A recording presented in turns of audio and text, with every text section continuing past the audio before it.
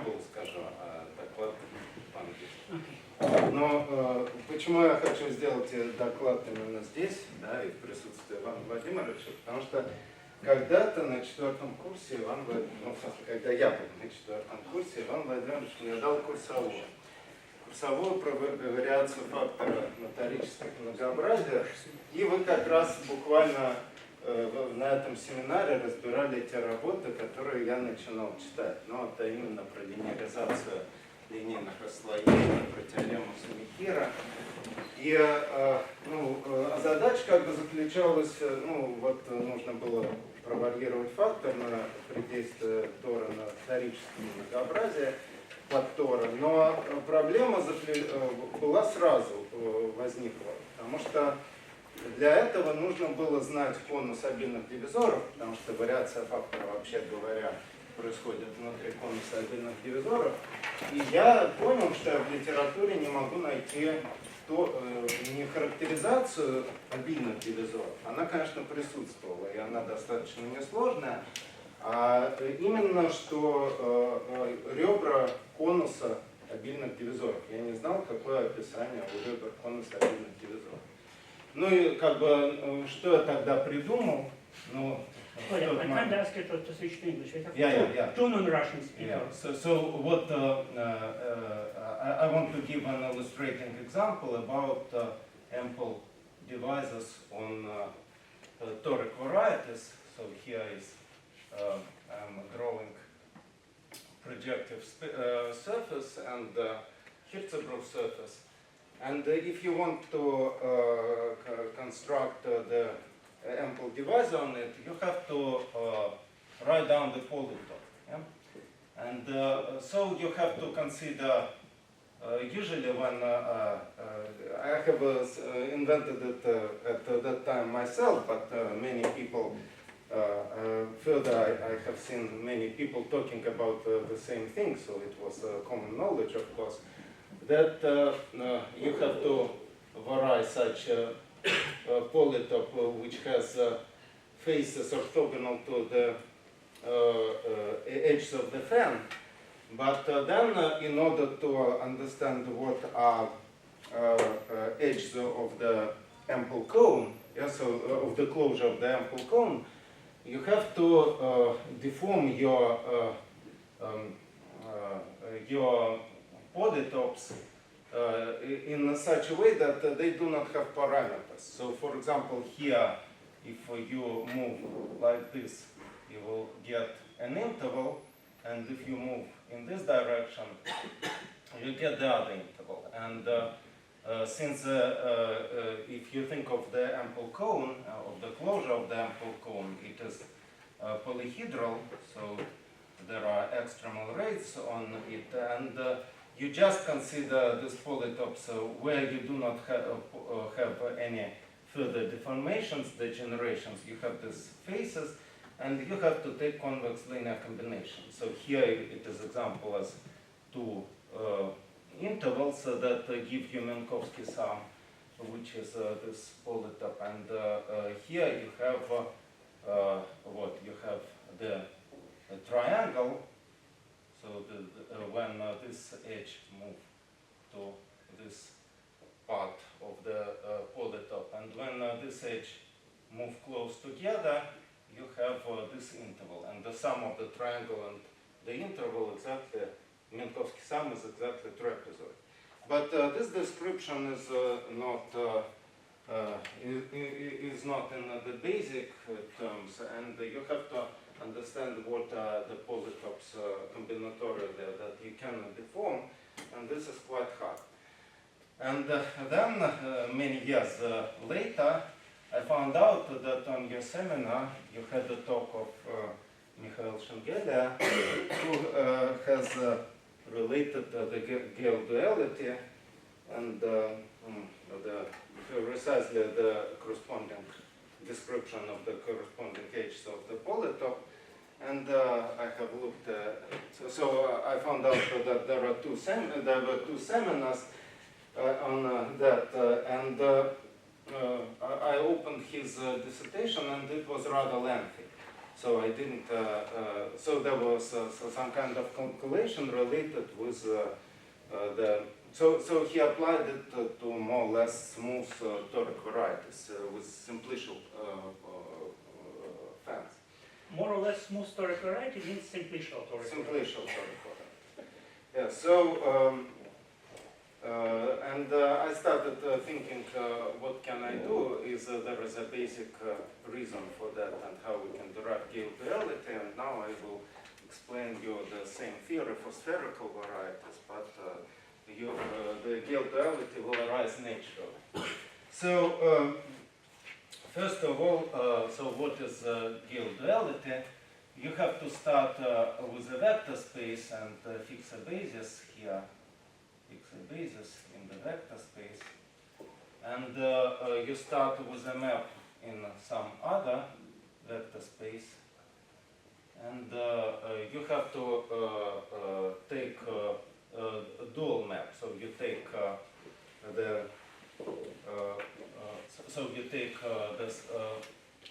the dual map between this one and this basic space, and in this term we will formulate the Gale duality. The Gale duality is related with the fan.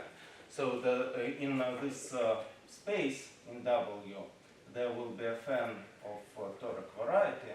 I mean, later it will be the colored fan of spherical variety.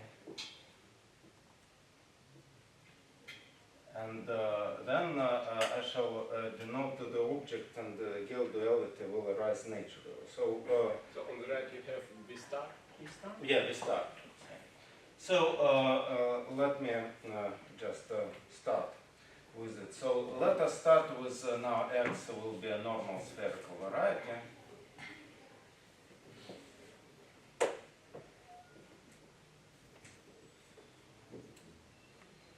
So this is variety with G action.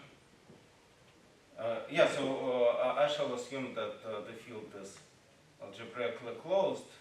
So for the talk it will be a characteristic 0. However, one can easily derive the same results in characteristics P via Habush lemma, Habush theorem, solving Mumford conjecture. So act G acts on X, so such that B bar L subgroup has an open orbit.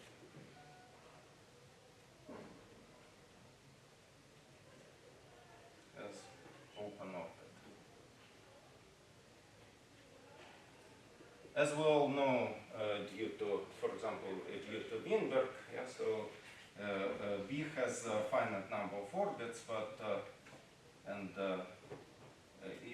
G has finite number of orbits on X.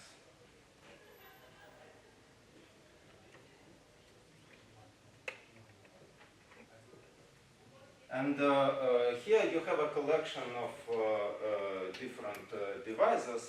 So G-invariant divisors, so just there will be a,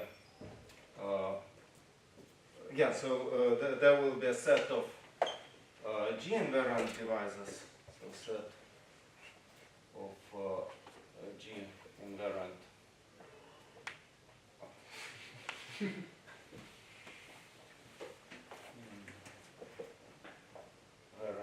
divisors. Prime divisors. Yeah, prime divisors.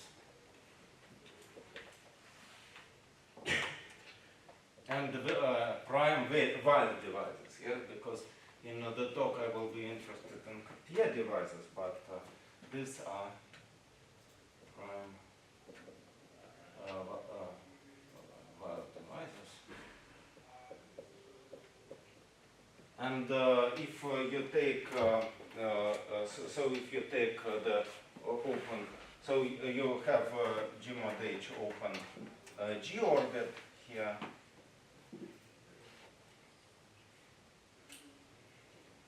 And if you take complement to open B orbit inside G mod H. Yeah, so this set will be a finite. So this will be a finite collection of the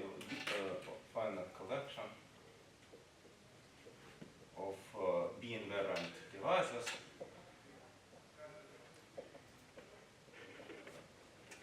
So that are called colors. So colors. Yeah. So I will denote colors by D. So the spherical variety usually is covered by the charts, which are analog of the charts corresponding to cones of highest dimension in the fan of toric varieties. And this, these are called simple spherical variety. So simple spherical. Right. So spherical variety is called simple if it contains only one closed orbit. Called simple if it contains one closed orbit. You mean G orbit? Exactly. G orbit, yeah. Exactly. Exactly.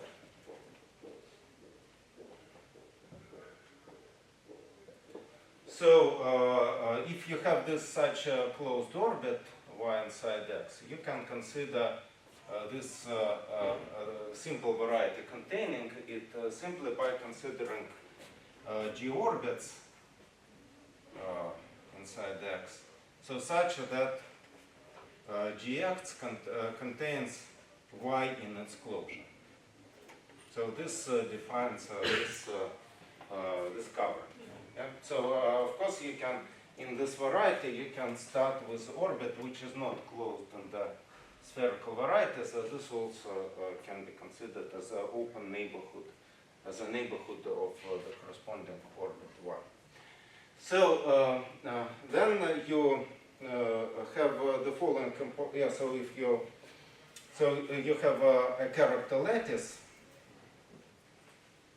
which is important object when we are studying spherical varieties. So these are characters of Borel subgroup. So these are characters homomorphism of B to Gm to K star multiplicative group of the field, and this lattice, character lattice, is the lattice of rational of weights of semi-invariant rational functions. Yeah? So these are k of x without 0, such that f of b inverse of x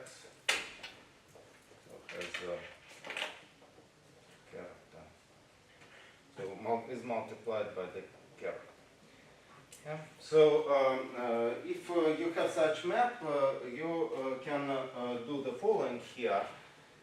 You can, so there will be a dual lattice. So lambda of x, which is... So this one is called the weight lattice, right? Yeah, so this is weight lattice, and this is, so the dual lattice where you have, where the fan, where the fan of spherical varieties, of spherical variety will live. Yeah?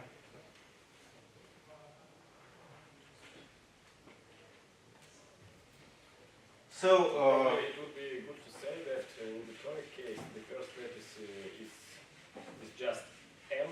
yeah, let me. Yeah, so this is M weight lattice, and this is M, and here you have a fan. So fan is living here. So to each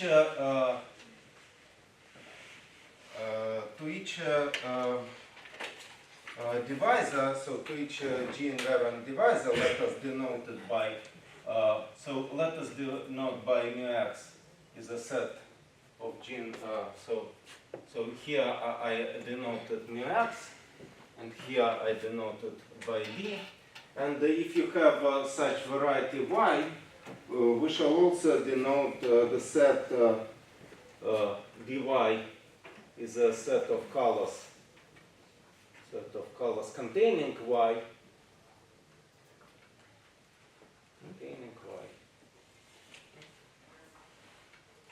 And here you have also. So you should consider the closures of this color. Yeah, the closures. I mean for the divisor. We defined colors. Yeah, so this is for finite collection of B-invariant divisors, so we can take the closures here and associate usual divisors where that are considered to be closed. So take closures on X. So you have this set of colors and you have this set of Y, so the set of G-invariant divisors that contain Y. So set of G-invariant divisors containing Y. So now let us recall how we reproduce Fn of a toric variety. So this is so in order to do it, you have to consider the map. The maps are the following. So if you have divisor G invariant or from this set, you can consider evaluations of the order of the pole. Nu of d, and you can associate. So if you have a rational function k of x, you can consider a functional. So to the divisor you consider a functional. So to the divisor d you associate a functional on character lattice. So notice that if you consider character lattice, they are the elements of the character lattice are in bijection with almost bijection with the semi-invariant rational functions. Since if you have two of them, so you can consider one of f of chi and divided by g of chi. So if so, this will become be an invariant rational function.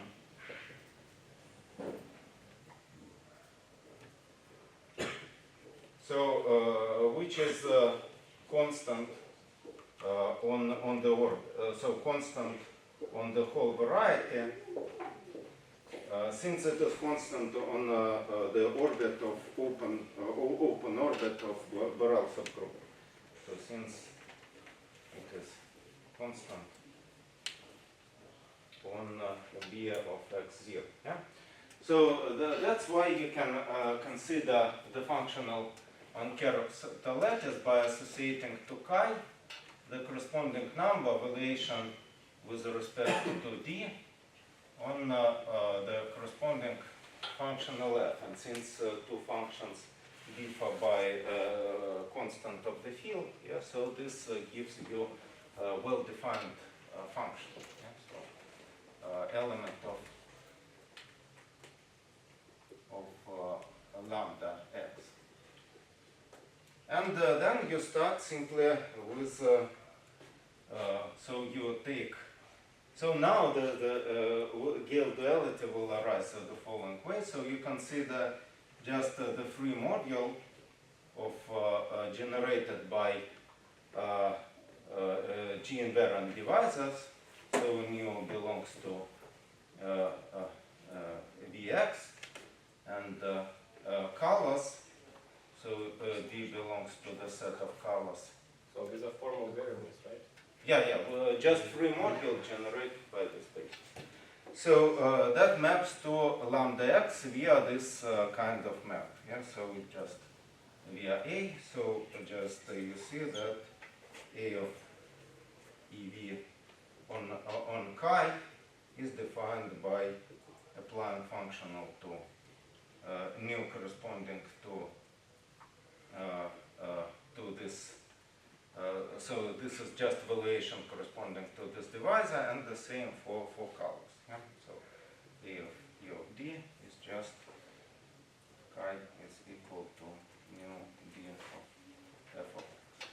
And there should be a dual map when we want to consider Gale duality.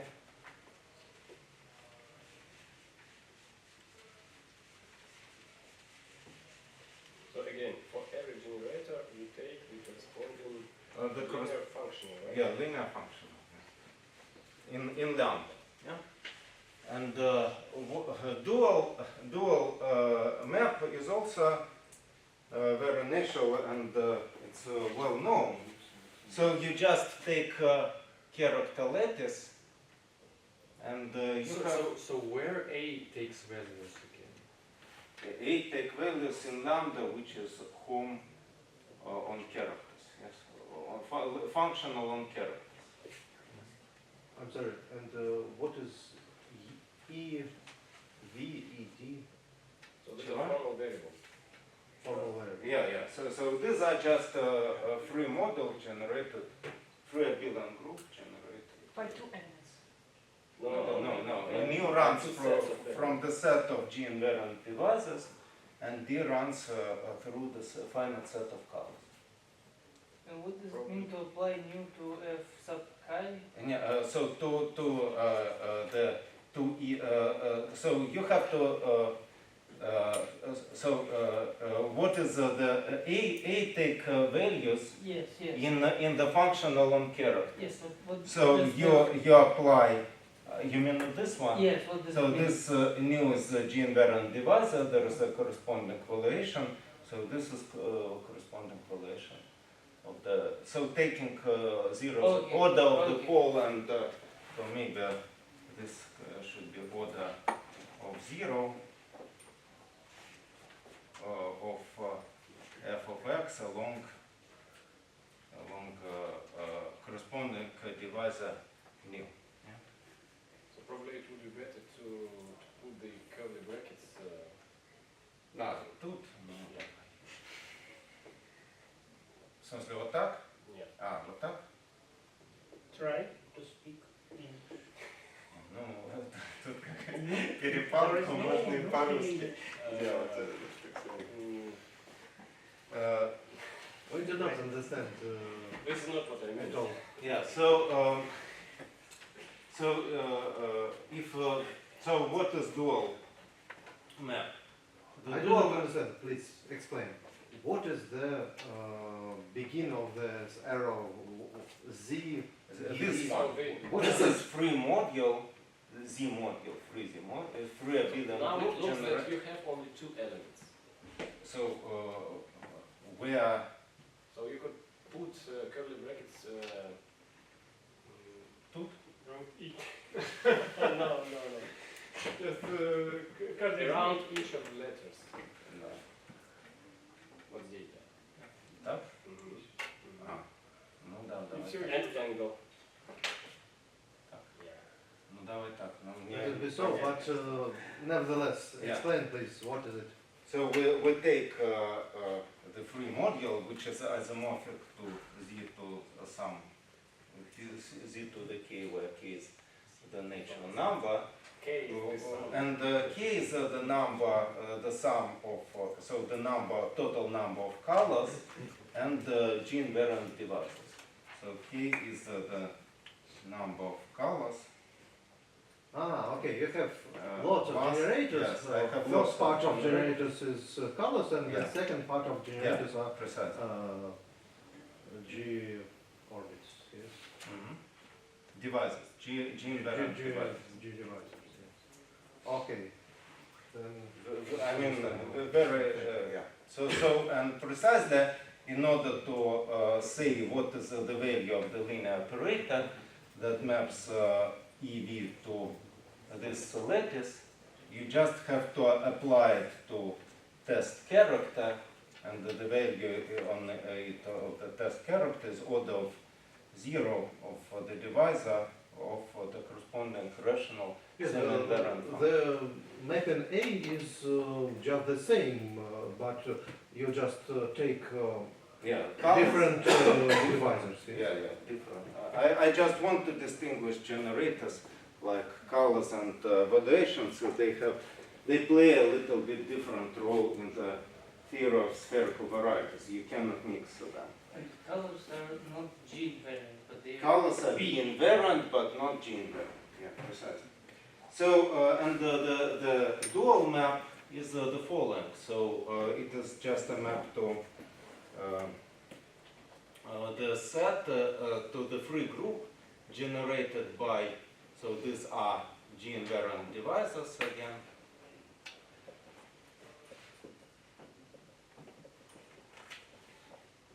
And the colors, so this is free group generated by that.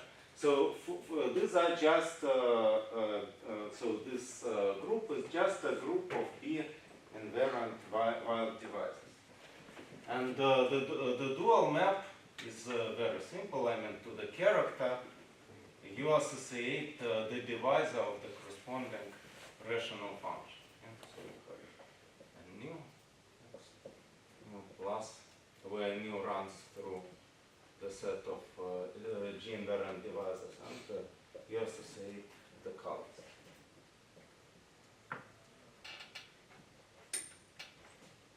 Okay? So this is a starting point. So notice that if you have Cartier divisor, so Cartier divisor,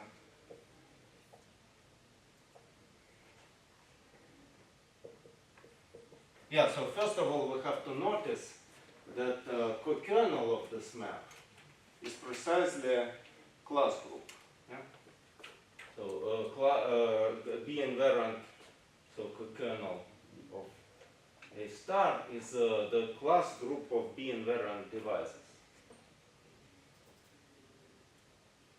I mean, you consider these divisors, wild divisors, B-invariant wild divisors, which are this linear combination up to precisely linear equivalence. And if you have to consider Cartier divisors, Why is dual to lambda of x is higher of x? yeah, because if you want to consider, you just consider this, you just check it, yeah? So the dual map No, is, not the dual map, but the dual group. so why the dual group, this one or this one? Yes, why if I take If you twice take, dual of chi of x, I get chi of x. I mean, so this is just a free module. No, on the left hand side. This one, just So this is just a pair of dual. yeah, so this just a pair of dual. They are free. Yeah, they're free. So, yeah, so what you have to mention, so if you understand what is a Cartier divisor here, yeah, so if we test what is, so if you have Cartier divisor of, so if you have Cartier divisor E, so then the claim is that there will be a representative. So I shall give you the lemmas that will explain. Present by B invariant divisor. So any Cartier divisor is represented by B invariant divisor, and then you consider You presented, you mean that it's linear equivalent to Cartier divisor. Yeah. So formally, of course, for example, if E is effective, so then you just take X E, so the linear sections, and so you this space is locally finite, so G acts on this. I shall say about something about this, how we can reduce it. But what is important to notice is that if you have this E Cartier divisor, so it can be represented by B invariant divisor. The B invariant divisor is written in this form, and this you take. So if you take kernel of this map, you consider this equivalence classes up to the divisors of rational functions, rational semi-invariant functions. Excuse me. There will be, you're writing class divisor with index B. Is it necessary to mention B on the right corner? This one? No, upstairs. Yes, because I mean, not all, there could be devices which are not B invariant and G invariant. But you say that each can be represented by B invariant. But for the this class is group, Cartier. it is not so Cartier. clear, but for Cartier devices, it is So clear. if you consider Picard group, that you need not write B, but class group you need. Yeah. Yes? So what happens, so you consider this map to the You say kernel. that this is true only for Cartier devices. Yeah, so this is true only for Cartier devices. If we take out all these divisors, the complement is factorial variety. B divisors and G divisors. Yeah. Thank you. Yeah, that was also remarked that this. Yeah. So if you consider just So I have also written it, but I forgot to mention that if you take union out the union of these divisors of all colors and all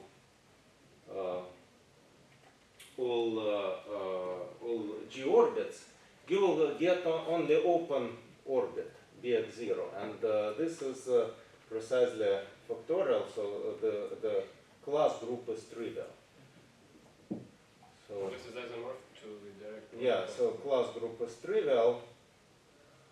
So the class group is generated by this device. Yeah, so class group is also generated by these devices, and when you take the co-kernel, so this is precisely class group, and if you take the image so if you take image of Cartier devices here, so you will get, so you can consider map to the co-kernel of A star, and this is precisely class group, a Picard group. Yeah, so if you take this to be pi, yeah, so pi of B invariant Cartier devices is just the Picard group.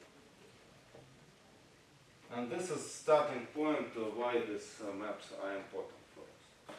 Yeah, so let me just tell you several lemmas. And so, yeah, and one can check that this map and this map are dual to each other. Yeah? And these operators are dual to each other. I will need that part to teach. So fan is, yeah, so notice that the fan is living here. So fan, let me write it also.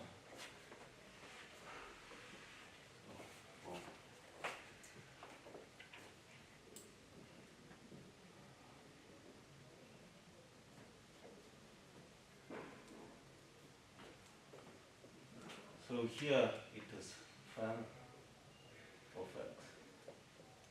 Well, the fan lives in the rational vector space. Yeah.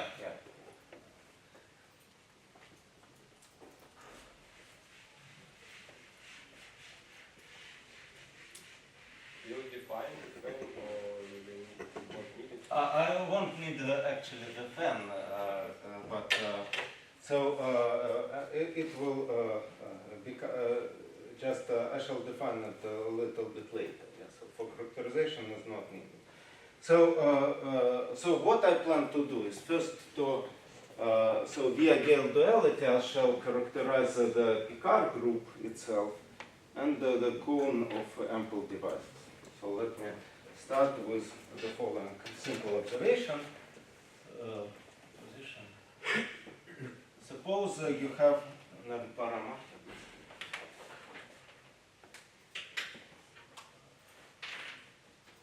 So proposition, suppose you have E is effective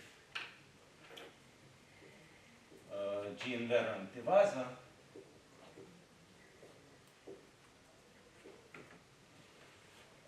Oh, sorry, G-linearized divisor. Just a second. So, Cartier divisor. So I shall say it a bit later. So on normal G variety Z. Yeah, for Cartier divisor there was a talk. So there was a talk, yes. So that says the following. So I mean, suppose you have X, and you have line bundle of X corresponding to the Cartier divisor. So what can be said? So on X you have G action, and the question is, can we lift G action with respect to this projection? And so if there is a lift of this G-equivariant action on the total space of line bundle that commutes with projection, then we say that the line bundle is generalized. What should be said about this? So so suppose you have arbitrary line bundle. So the question is, how we can make it G-linearized? And there are two options. So one option is to pass to finite cover. So from group you can consider finite cover, and we can assume that L is G tilde linearized. So this doesn't linearize. And the other option is to consider power of this line bundle. So it can be the power, sufficiently high power, can be G linearized by the initial group G. Of course, if there is a tiny moment about that, so the group should be connected in order to do it. Yeah? So in order to make this theorem work. And I prefer to take, in my problem, I prefer to take G-linearized, to take a finite cover, since I do not want to, I want to have a criterion of checking if the divisor belongs to the Picard group, and of course you may fail if to check it if you take the sufficiently high power of the line bundle. So this is more useful for me. So this kind of trick. So suppose you have this generalized Cartier divisors, Cartier divisor on normal G variety, and Y is a closed subvariety, closed G invariant subvariety. Variety in Z, yeah, so such that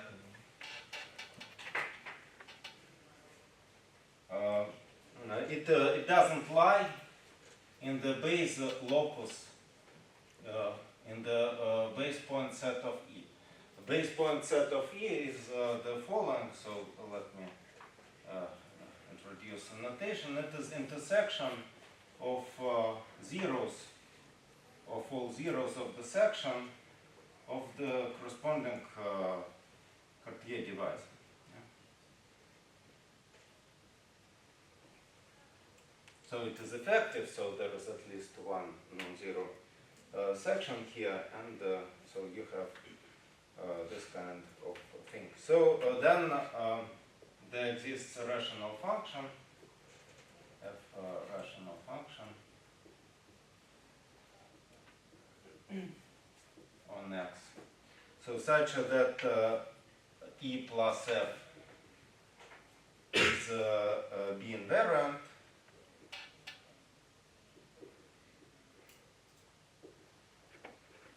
and the effective and doesn't contain y.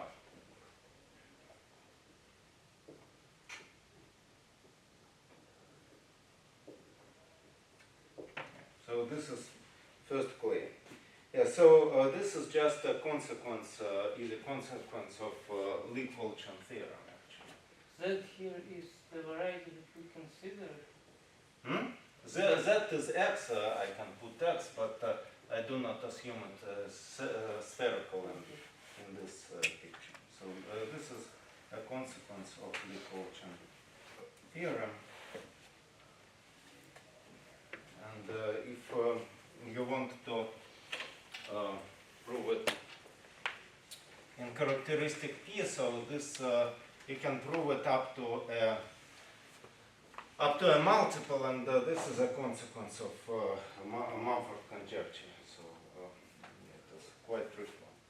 So then I want to say a few things. So just let me say about. So all of the propositions are more or less well known to the specialists, yeah, and here this is quite easy. The only so you have the restriction map, yeah, so on of the line bundle, and so the claim that you do not have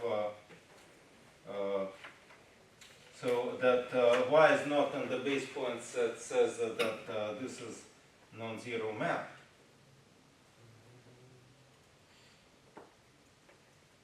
And the thing is that the only trick is that, of course, so you should find the B semi-invariant vector here that maps precisely non-trivial here. So this is a consequence of Lee-Qualchon theorem and reducibility, so complete reducibility for representations of groups, of reductive groups. So, and semi-simplicity of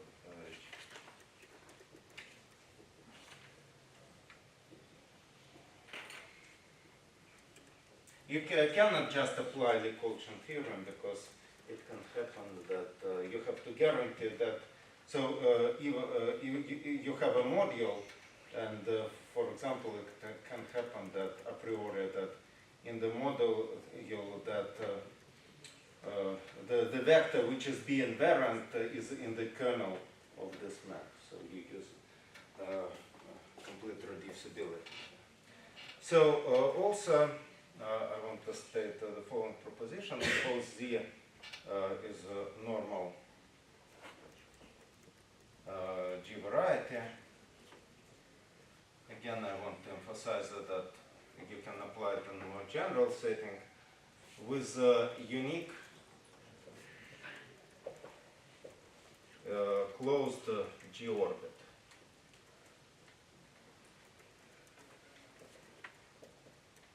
Y and let E be a Cartier divisor.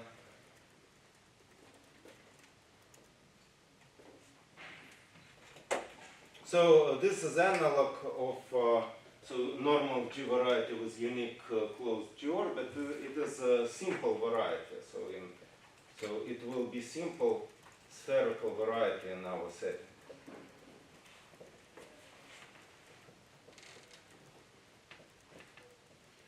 Then there is a claim that E is linear equivalent. So this is a question about Cartier divisor. So is linearly equivalent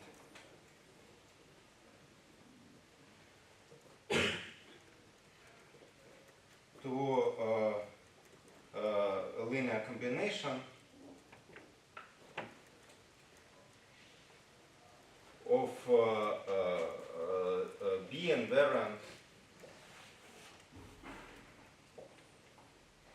divisors not containing E, not containing Y.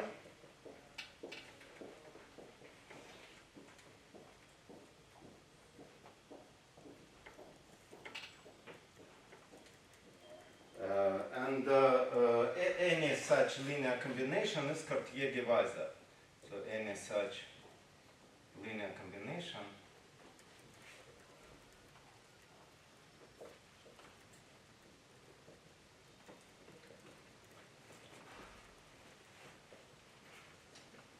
so here it's very, so here what is the situation? So you have X, you have some Y, and you have base point set here. So base point is somewhere here. So the claim is that any, so if so you will find divisor B invariant that that do not contain Y. So here it is so you do not have any condition on the base point set. Yeah, so so this now we have taken here to be arbitrary Cartier divisor. So first of all, we know that by this linearization theorem it can be G-linearized, and notice that by Sumihira theorem, so xy is covered by quasi-projective G-invariant varieties.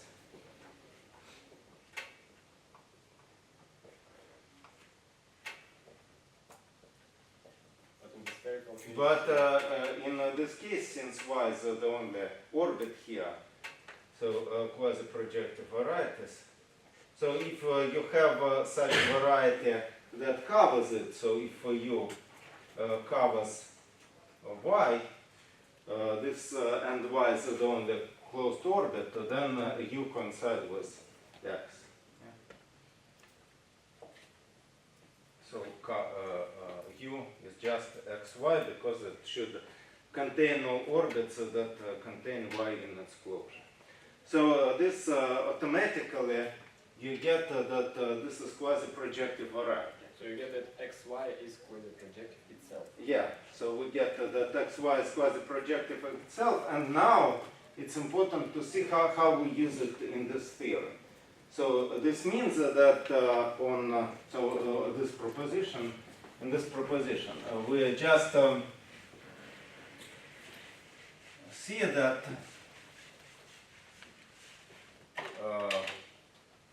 we have an ample, so on X, of course, it can happen that we do not have ample line bundle.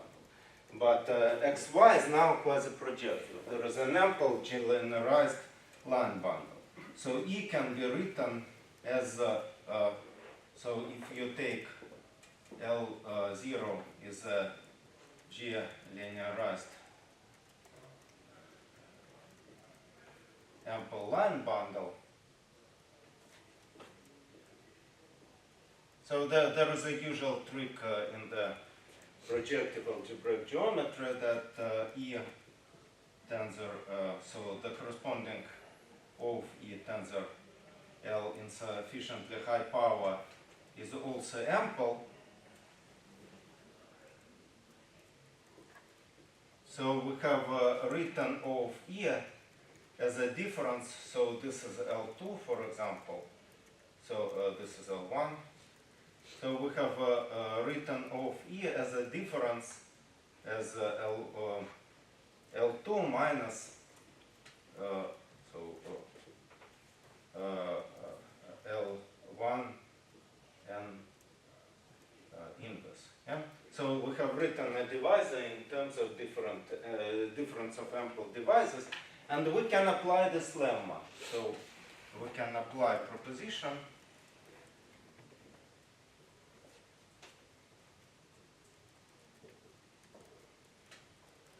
So to obtain this one, yeah, so it says that if arbitrary Cartier divisor on simple spherical variety, yeah, so it can be written as was a linear combination of B invariant divisors not containing Y.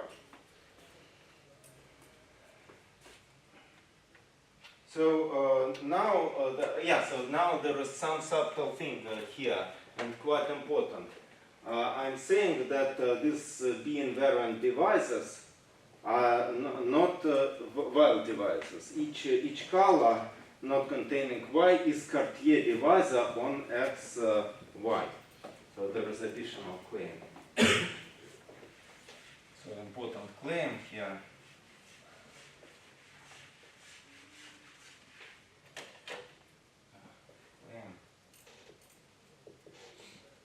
That on XY colors not containing Y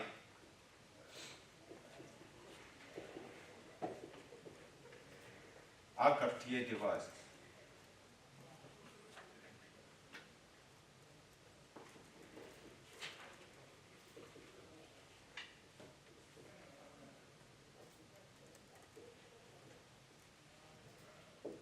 Yeah, so maybe it is a point to just write down now the characterization of global. So this is a local description of Cartier devices. Now I want to cover spherical varieties by the charts XY and write down global description. So let me just write down global one. Maybe I shall erase this lemma. For this lemma, you just have to remember that any Cartier divisor without a base point set on Y has a corresponding B invariant representative. Also, that avoids this. That does not contain Y. So. Now let me formulate a proposition, characterization of wild devices.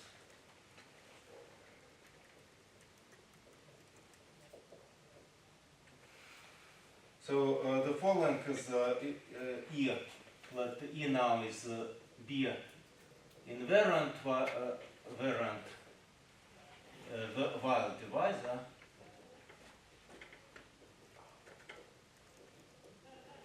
Then the following is equivalent.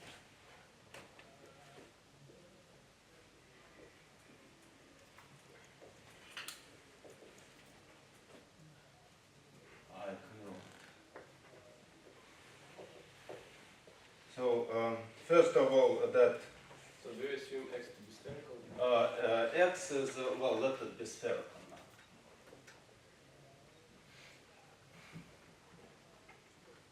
So E is Cartier divisor.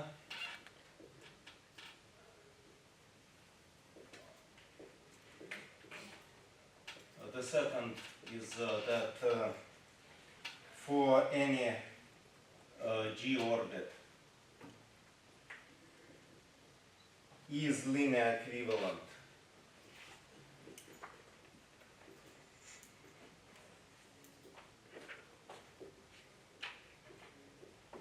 to the combination, so to the following linear combination. So just the set of the G invariant divisors and the set of colors.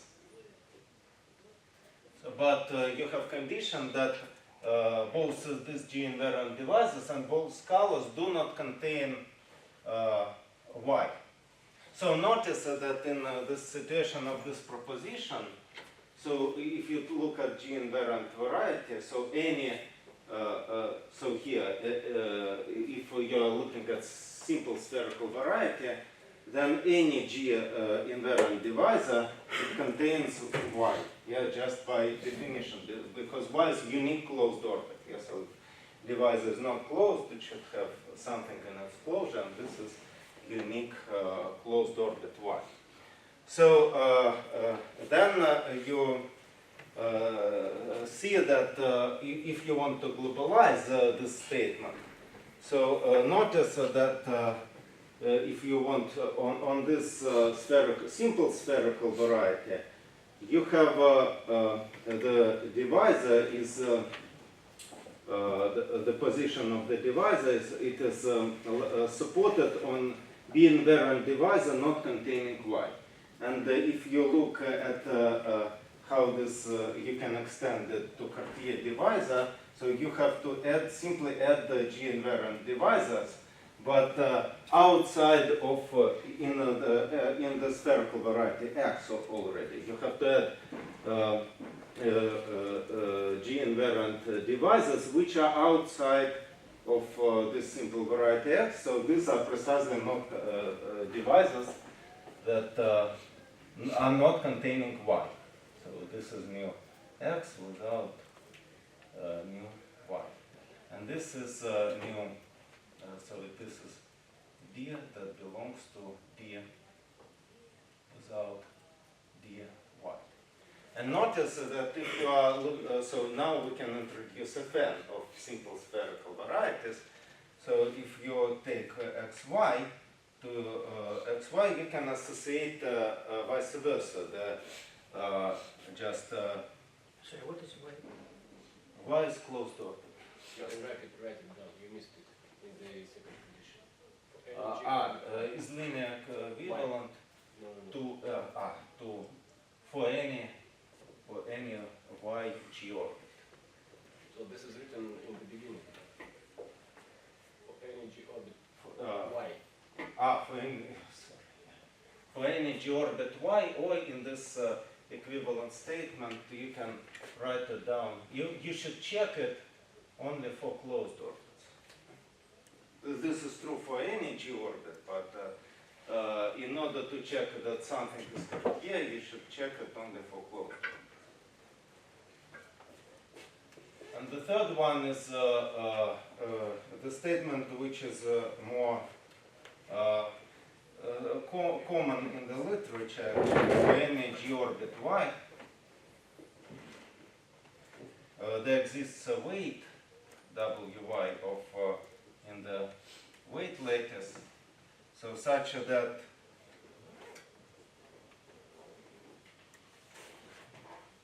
for any divisors containing y,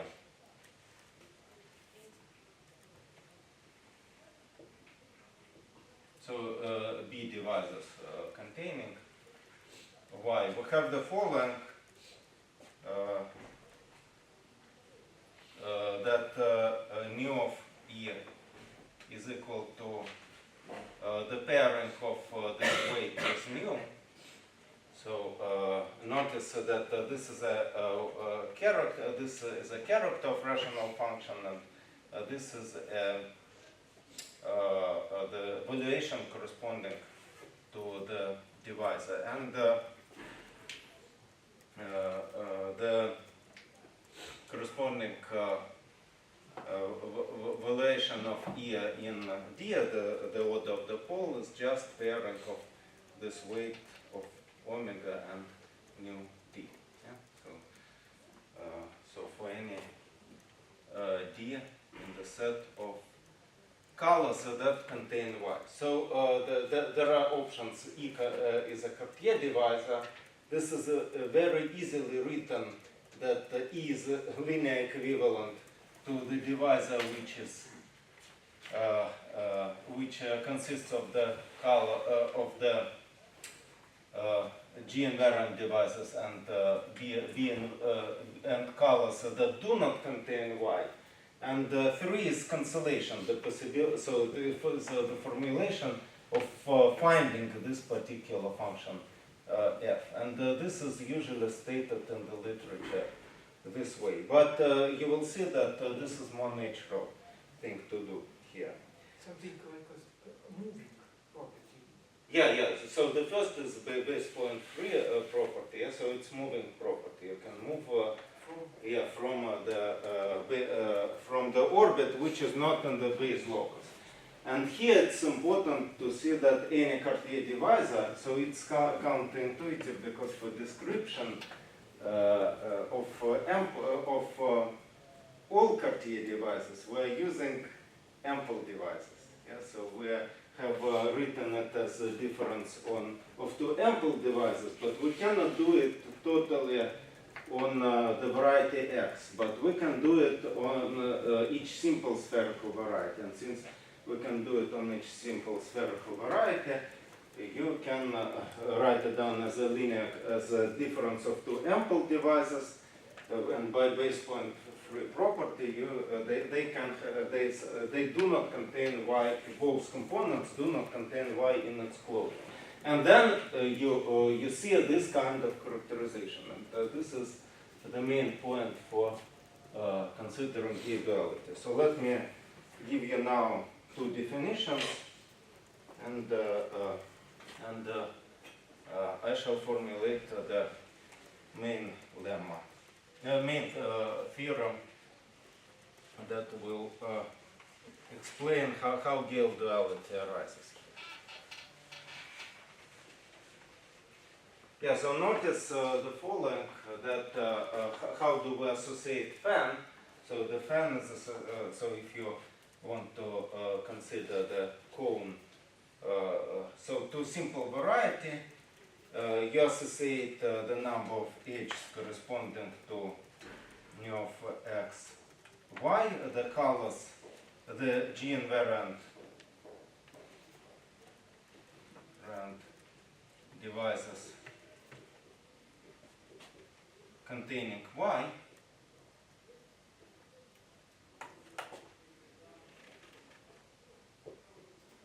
and also you take colors that contain y, Yeah? So d y, so colors b, so colors.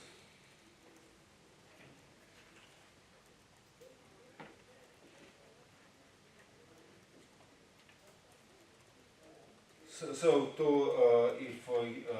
so the cone of the fan corresponds to the divisors that contain y. So if you want to describe Cartier divisor, to check that E is Cartier on the G orbit, you have to do vice versa operation.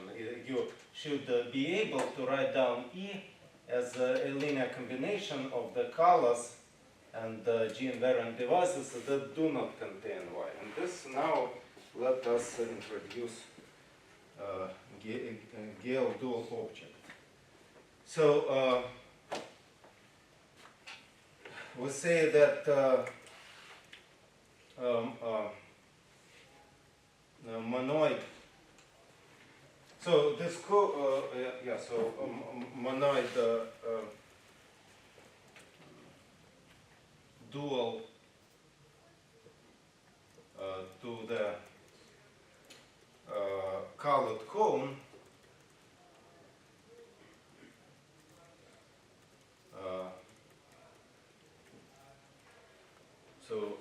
nu of x, y. So let us call it. So let us call the colored cone to be a C of x, y. Yeah. So the corresponding colored cone, let us call it C of x, y. So the monoid is dual to the colored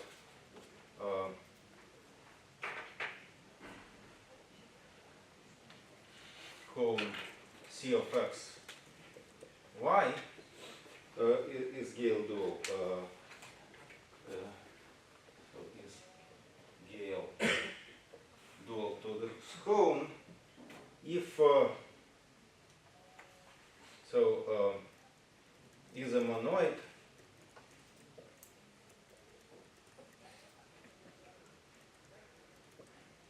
generated, so let us call it Px y, that lives in the cokernel of A star. So is this a definition? Yeah, so this is definition.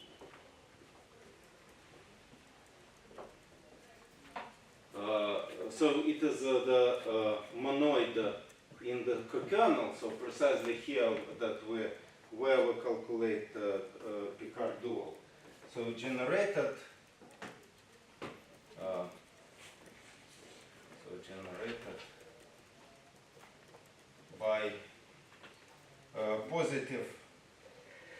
so non-negative integer linear combinations.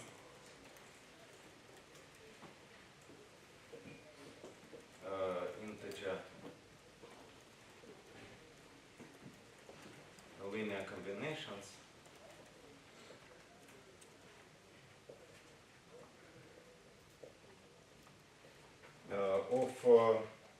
of the edges of images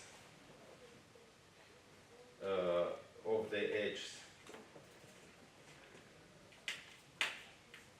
So precisely edges that are in the complement. So these ones and these ones. Yeah?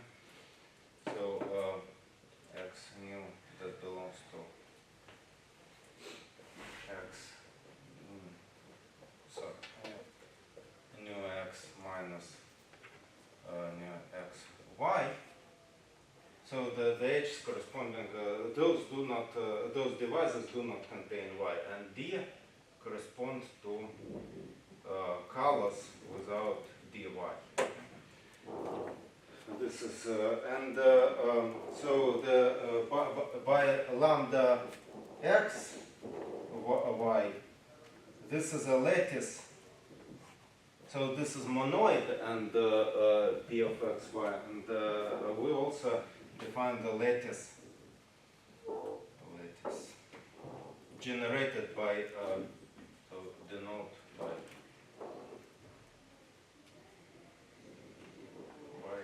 a lattice generated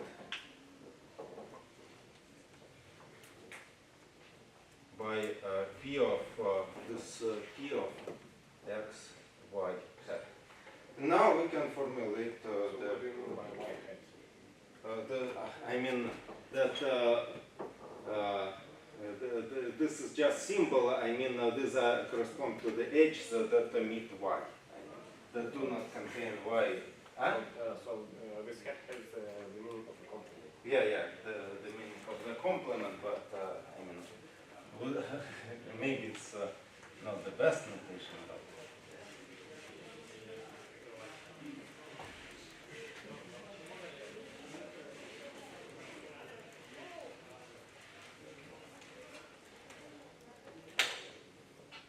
yeah, so the following, well, we can call it theorem now. So let E is Cartier divisor.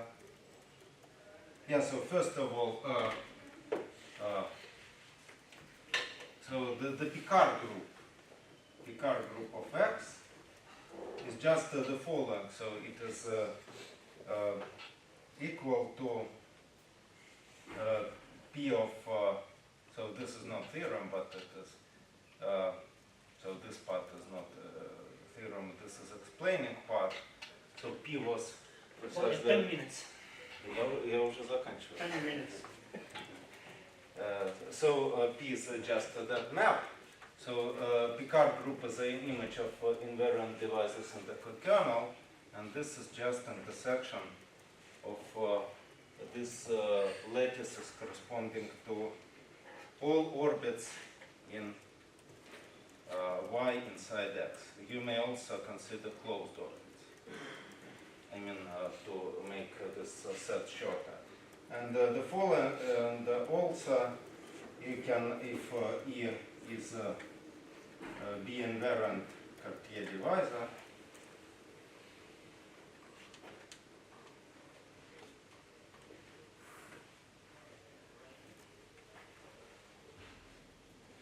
so just the linear system is base point 3, linear system corresponding to E,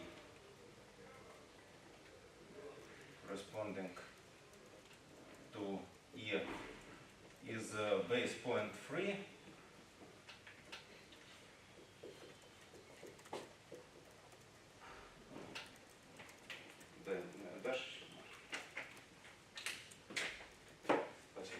So if it is just if image of E inside this kernel is just belongs to the monoid P, which is just intersection of these monoids f, y, where y sits in x. Well, also you can consider only closed orbits or all orbits. And the linear system is ample, so E is ample if P of E is in the interior of the cone generated by this monoid, of the rational cone generated by this monoid. And this expression precisely gives you the basis of the cone. So it describes the cone generated by. So the basis of the closure of the ample cone. Yeah. So of course all of these theorems were more or less well known. However, I found out, for example, in Brion's paper, that sometimes he uses very non-trivial things like the complement of. So if you take the x and throw away so in the simple variety, if you take x and xy and throw away colors that do not contain y, you will get a fine variety. And this is there he, for example, uses local structure theorem, and then he applies it to make this final criterion of the ampleness. But I realized that one do not need it completely. I mean, one can just, instead of this using this chart as a fine and using local structure theorem, one can just use the statement that the sum of ample divisor and base point free divisor is ample again. So this is it. Thank you. Okay, thank you. Do we have any questions, comments, recommendations? So I have a question. In your theorem, you wrote down if. Does this mean that the statement is only one? Oh, no, So if you I don't meant leave, the yeah. theorem. I see. It's In both statements. yeah. I mean, it is in one direction. So it is more or less. Only in characteristic P, so it is up to multiplication by the constant, which is a power of prime number. This is not. I mean, you can just make the corresponding change in the formulation. I decided to avoid it. Yeah, but in general, you're able to state the result in any characteristic. Yeah. I try to write it down. The trick is this moving the support of the divisor from y. So the main obstacle is there, and the obstacle is, as I said, complete reducibility of reductive, of the representations of reductive. So there is a standard technical trick to avoid it. But in the positive characteristic, you use something different. That is, there is a standard trick related. Yeah, so this is called the Mumford conjecture. Now it's Habush theorem. However, it looks like lemma, of course, but it is one of the main tools in geometric invariant theory. And more or less everything is known. I mean, you can just look at. You can of course invent it yourself, or you can look at the books. It will be written, but not in this short way. It's sometimes with unnecessary details. You do not need, as you can see, to introduce Gale duality. You do not need classification of spherical varieties. Most lemmas works in more general setting, and you see that Gale dual objects arise just from this kind of definition. You just say that your divisor is base point free on y if it is positive linear combination of these divisors and these divisors.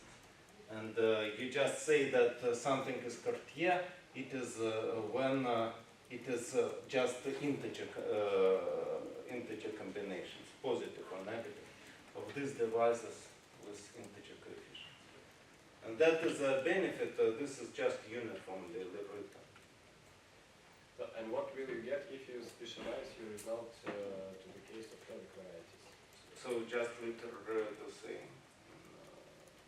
Literally. The colors, so here in the formulation, colors and B-invariant divisors, they are different for sphere. They play a role in the proof, different roles in the proof. That's why we are writing them separately.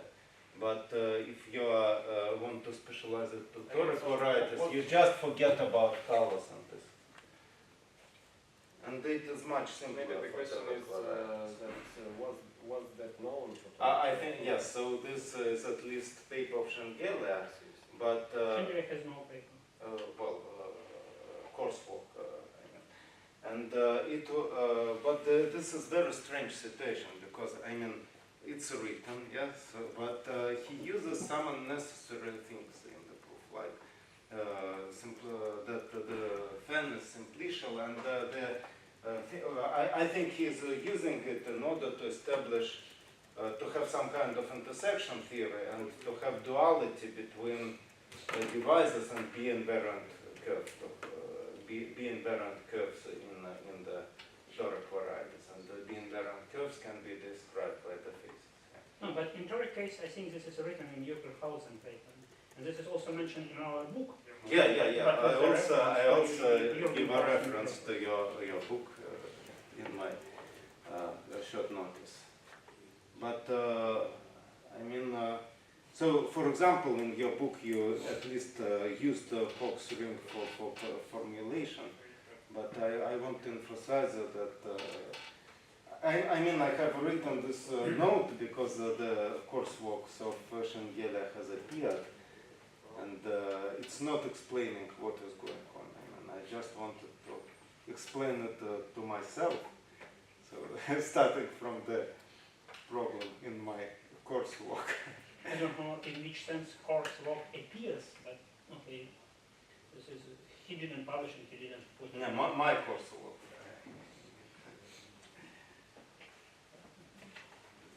And the yes division.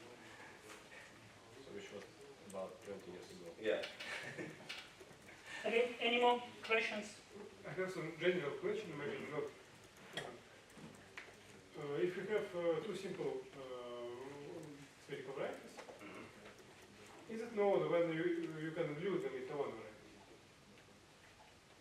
Like, The cones should have no intersection. I mean, the cones inside the valuation cone should have no intersection. Interiors of the cone should have no intersection. I mean, just you will glue it in the total object, however.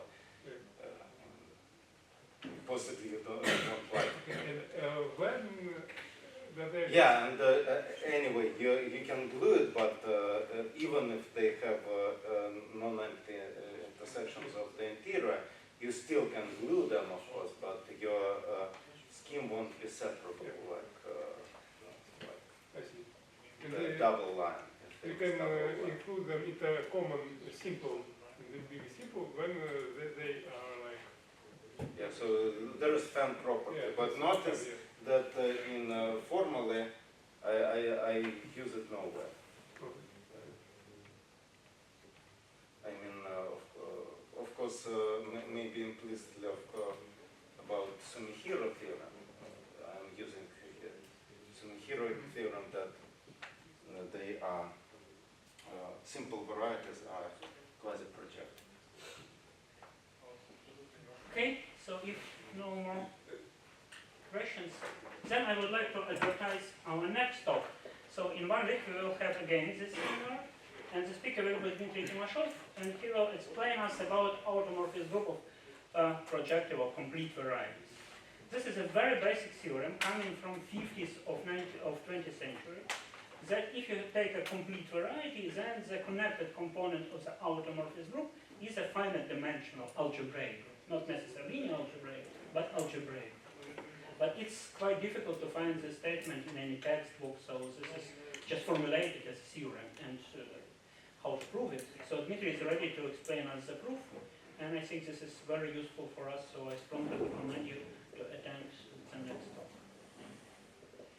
Okay? Many thanks to all of you. We continue in 1 week.